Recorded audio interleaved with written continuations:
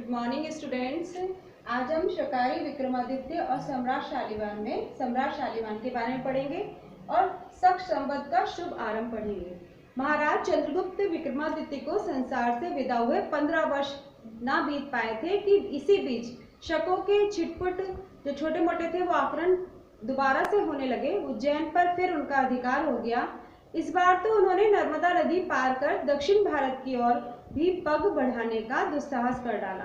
आज तक सभी आक्रमणों का सामना उत्तर भारत ही करता रहा था।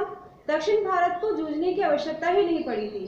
अब उन्हें भी चुनौतियां दी गई थी। आंध्र और कलिंग के राज्यों को यह अपमान सहन न था। उन्होंने शकों के ऊपर धावा बोल दिया।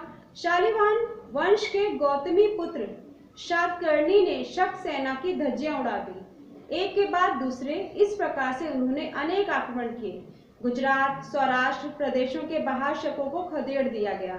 शक सम्राट नहपाल युद्ध में मारा गया और अन्य सभी शक राजाओं ने उनकी दास्ता स्वीकार कर ली।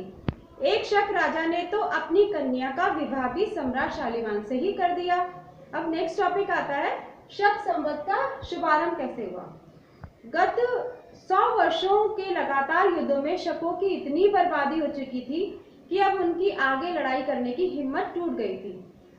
घुटने टेक कर सदैव के लिए भारत की शरण में आने के अतिरिक्त उनके पास और कोई शेष मार्ग नहीं बचा था।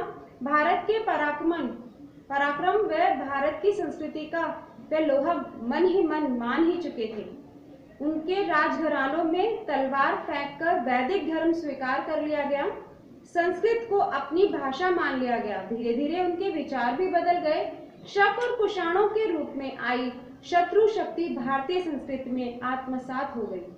आज उनका अलग से नाम लेने वाला एक भी आदमी अपने देश में नहीं मिलता है।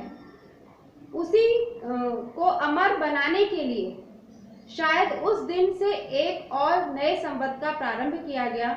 वही आजकल मालव संवत, शक संवत और शालिवाहन संवत के नाम से प्रसिद्ध हुआ। कुछ भी क्यों ना हो, यह हमारा स्वाधीनता की लड़ाई का स्वर्णिम पृष्ठ है। विदेशी आक्रमणकारियों को धूल चटाने देने वाली विजय का यही जीता जागता प्रमाण है। यह चैप्टर आज यही कंप्लीट होता है।